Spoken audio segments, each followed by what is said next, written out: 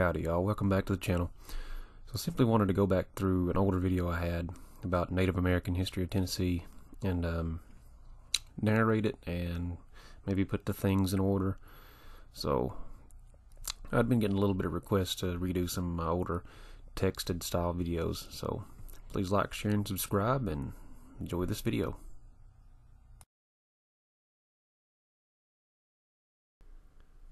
Most of Tennessee was first settled by the Paleo Indians some 12,000 years ago. Often today you may have heard them called Paleo Americans. And they were among the first peoples to migrate to the Americas across the Bering Strait from Asia. Supposedly they were just following migratory patterns of big game, and eventually they just at the other side of the Atlantic, you know. First contact in what would become the southern U.S. is accepted at 1510 when Juan Ponce de Leon landed near Pensacola, Florida. But it wouldn't be until 1540 when Spanish explorer Hernando de Soto came through the Carolinas and the rest of his trip in the south in his 1540 expedition. On his trip, he discovered the well-fortified towns of Quapaw, which are situated on an island not too far from Danridge on the now submerged Zimmerman's Island, shown here. It was reported that the Spanish were very well received by the natives, and it is told that they were met with food and games. It is told that the Spanish received the great hospitality of the native Chiahans, until De Soto and his men requested women and porters to accompany them for the remainder of their journey. Rather than fight the Spanish, the natives left their town early in the morning while the Spanish slept, and traveled to an island fort so impenetrable that even the Spanish with 30 horsemen and 30 footmen could not get through, forcing De Soto to accept a negotiated truce that gave him porters, but no women. Other first contact expeditions include Tristan de Luna and Juan Pardo in 1559 and 1567, respectively. It is thought that the Cherokee had arrived in this area around the year 1000 AD, and are believed to have been a branch of Iroquois who were driven out of their homeland somewhere up around New England. Now at that time they consisted of 7 clans, and their nation would eventually stretch from the Ohio River into South Carolina. When the Indian Removal Act was signed in 1830, and being fully enforced by 1838, the government began to round up these Cherokee into mass stockades that would total up to somewhere around 4,000 Cherokee. Eventually, a full 1/5 of the population would die from starvation, illness, and old age. About 1,000 of those Cherokee would turn back and escape the march of death, and would turn back and make their way back to their mountains, where they would establish a tribal government in 1868. Today that place is called Cherokee, North Carolina, and that tribe is known as the Eastern Band of Cherokee Indians. To discuss the tribes, some people today give the argument that it was the Yuchi who were the original inhabitants of East Tennessee, and that they were assimilated into the Cherokee tribes through force and war. Other tribes include the Shawnee, Coushatta, Chickasaw, and Quapaw, and they resided in various places across the state. It was the Yuchi tribe that was first encountered by De Soto in his 1540 expedition. He referred to them as the Chiska, and they lived in the highlands north of the Tennessee River.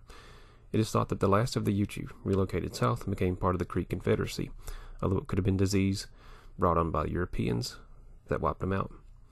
The Chickasaw lived in West Tennessee, and during the winter of 1540, the Chickasaw warriors fiercely resisted De Soto in his efforts to force them to aid him in his search for the cities of gold. But they did not care much for the Europeans' wars of empire, and they combined forces with the Cherokee in 1710 and 1747 to try and expel the Shawnee from Middle Tennessee. The history of the Coushatta tribe is only known from about 1500 into the 17th and 18th centuries. Like many other tribes, they only had spoken history. They lived near the Tennessee River, and by 1800 had moved to an area close to the confluence of the Coosa and Tallapoosa rivers in Alabama. The Shawnee were the most southern located of all the Algonquin-speaking peoples. It is believed that the Iroquois drove the main body of Shawnee from their homelands and scattered them as far west as the Mississippi River and into southern Alabama. This put them into direct contact with the Cherokee, and in 1710, the Cherokee and Chickasaw would unite in an effort to drive the Shawnee out of the region. This continued for 5 years, but sporadic warfare continued for another 50 years, until the Cherokee and Shawnee formed a peace treaty in 1768. The Siouan-speaking O-gah-pa people were first met by French explorers Jacques Marquette and Louis Joliet around 1673, and they lived somewhere around Memphis in a little area down there.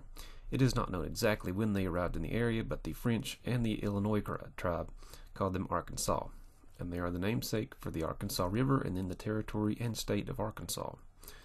Later in history, the O-gah-pa were very strong allies with the French, going as far as intermarriage, and later fighting alongside them against the British and other enemies during the French and Indian War in the 1760s. Now, with water being the source of life, it should come as no surprise that most natives enjoyed sailing close to creeks and rivers. Certain towns that you may have heard of are Chiaha, previously mentioned, Tellico, Chota, and Tanasi. Where does that sound familiar? It is also important to note that most of the Tennessee Valley lies within the Great Indian Warpath. Before Tennessee became a state in 1796, many settlers along the banks of the Holston, Nolichucky, French Broad, and Tennessee rivers and other rivers recorded through diaries and wills and other written statements about the frequency of raids on their homesteads, and they're pretty gruesome to read about. The Great Warpath starts somewhere around the Gulf of Mexico, near Mobile, Alabama, and continues through Tennessee and up into New York, but newfound evidence suggests that it continued up into Canada, where it reached a terminus around Newfoundland. It's also thought that there was a trail that extended north up into the Great Lakes region. This is important to note because in addition to warfare, they would also use these trails to trade with other tribes. And they would have stuff traded from the Great Lakes, Gulf of Mexico, and the Mid-Atlantic region. And eventually, when the Spanish taught them metalworking, they would learn how to do that, and then the Cherokee would export the metal. So, hope you guys enjoyed this video. If you guys want any of the pictures, there should be links down below. That's where all the sources will be. Thanks for watching, and hope you guys have a good Christmas and a good New Year.